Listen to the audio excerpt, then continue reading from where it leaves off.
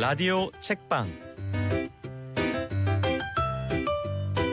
함께 읽고 더불어 나누는 책 속의 이야기. 오늘은 희망의 책 대전본부 강신철 이사장과 함께합니다. 안녕하십니까? 예, 안녕하세요. 네, 2021년 새해 첫 시간입니다. 이사장님은 꼭 이제 연말연시에 물어보잖아요. 새해 목표.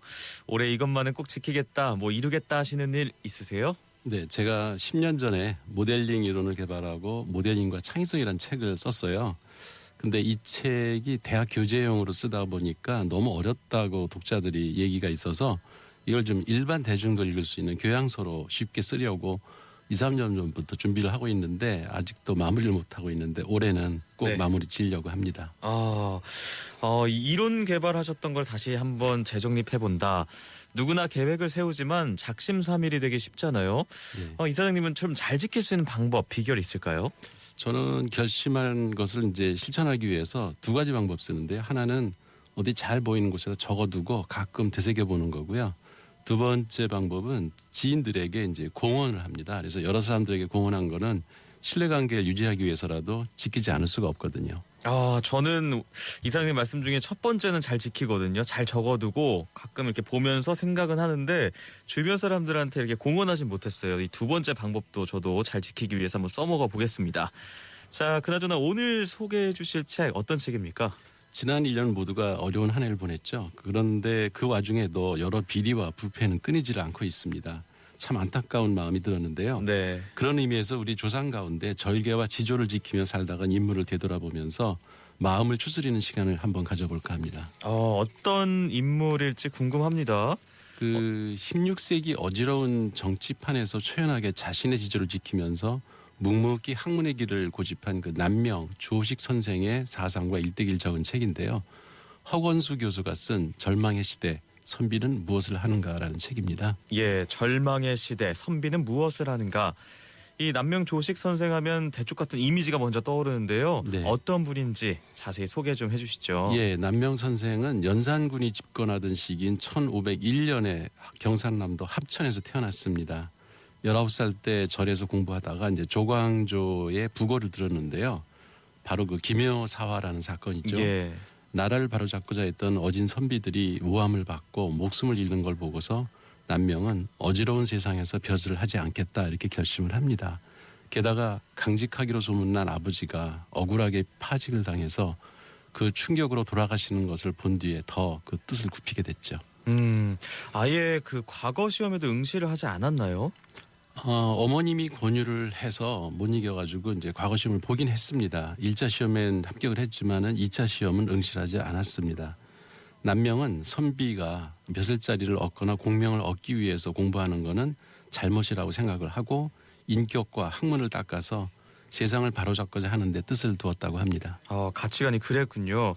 그렇게 벼슬에 나가지 않고 초야에서부터 선비로 지내면서 제자도 후학도 많이 양성했잖아요. 어떤 인물들이 있었죠? 그 정승을 지낸 정인홍, 최영경, 김우홍, 윤휴 아주 유명하죠. 윤휴 이분은. 예. 수도 없이 많은데요. 특히 의병장 곽재우를 비롯한 많은 의병들이 조식 선생의 제자이기도 합니다.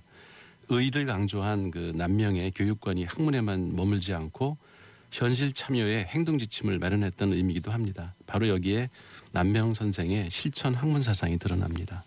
이렇게 학식이 뛰어나고 강직한 분이었던 데다가 수많은 후학 양성까지 이 소문도 조정에 자자했을 것 같은데요. 네, 그 중종, 명종, 선조 그 3대에 걸쳐서 임금이 직접 친서를 보내 조식 선생한테 관직을 맡아달라고 뜻을 전했는데요. 하지만 그때마다 아프다고 핑계대면서 이제 고사를 했어요. 그러면 또 보약을 보내면서 간청을 했는데 조식 선생은 모두 거절을 하고 벼슬길에 한 번도 나서질 않았습니다. 또 관직만 사양한 것이 아니라 임금이 부덕해서 조정에 탐관오리들이 들끓고 있다는 직언도 서슴지 않았고요. 심지어는 백성이 화가 나면 나라도 뒤엎을 수 있다. 이런 다소 위험한 이야기도 용기 있게 했습니다. 그리고 임금이 사람 보는 눈이 부족해서 더불어 일할 맛이 안 난다며 학덕을 더 쌓으라고 훈계하기도 했습니다. 그때는 진짜 그야말로 신분제 사회인데 이렇게 직언을 하다니 그야말로 목숨을 건 상소인데요. 선비로서의 지조 또 절개가 대단한 인물이라는 생각이 드네요. 예, 남명이 올곧은 선비라는 증거는 여러 일화를 통해 나타납니다. 그중 대표적인 것이 명종에게 고한 그 단성소라는 상소문인데요. 이 상소문은 지금 읽어도 가슴이 떨릴 정도로 부패한 왕실과 그 탐관오리로 들끓는 조정을 통렬하게 비판한 아주 명문장입니다. 네. 내용이 참 궁금한데요. 조금 들어볼 수 있을까요? 예, 길어서 일부만 들려드릴게요. 예.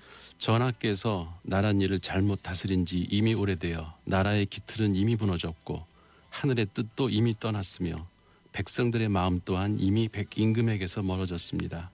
비유하자면 큰 나무가 100년 동안이나 그 속을 벌레한테 파먹혀 진이 빠지고 말라 죽었는데도 그저 바라보기만 하고 폭풍우가 닥치면 견뎌내지 못할 위험한 상태가 언제 올지 모르는 실정에 있은 지가 오래입니다. 나라의 기틀은 이미 무너졌고 하늘의 뜻도 이미 떠났다. 임금이 정치를 못해 백성이 도탄에 빠졌다. 이런 내용인데요. 이 상소를 받은 명종 어떤 반응을 보였습니까? 평소 조식 선생의 행실을 미뤄볼 때 아마 이 정도까지는 명종도 참을 수 있었을 겁니다. 하지만 명종의 그 임금으로서의 정통성을 적나라하게 비난하는 문장도 또 있는데요. 자전께서는 생각이 깊으시기는 하나 깊숙한 궁중의 한 과부에 지나지 않고 전하께서는 어리시어 다만 선왕의 의로운 아드님, 외로운 아드님, 고아이실 뿐이니 1000가지 100가지의 천재와 억만 갈래의 인심을 무엇으로 감당해내며 무엇으로 수습하겠습니까? 하물며 부족한 소신과 같이 아무 힘도 없는 자야 더 말해 무엇하오리까? 나라의 위태로움을 조금이나마 부재할 수 없을 것이니 임금님의 신하되기 또한 어렵지 않겠습니까?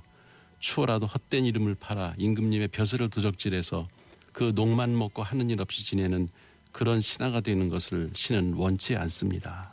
어린 명종뿐 아니라 이 섭정을 하고 있던 문정 왕후에게까지 직접적으로 저격을 한 글이네요. 그렇죠. 부패한 왕실을 대놓고 비난한 건데요. 그런 정통성 없는 조정에 들어가 관직을 얻어봤자 제대로 정치할 수도 없을 테니 나는 그런 벼슬은 안 하겠다 이렇게 선언한 거죠.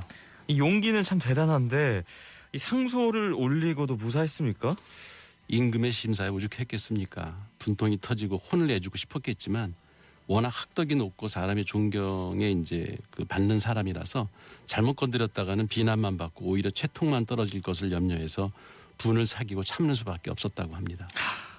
참 말씀을 듣다 보면 이 조식 선생이 만약 타임머신을 타고 현재로 올 수 있다면 과연 요즘 우리 사회를 보며 어떤 말을 하실지도 궁금해집니다.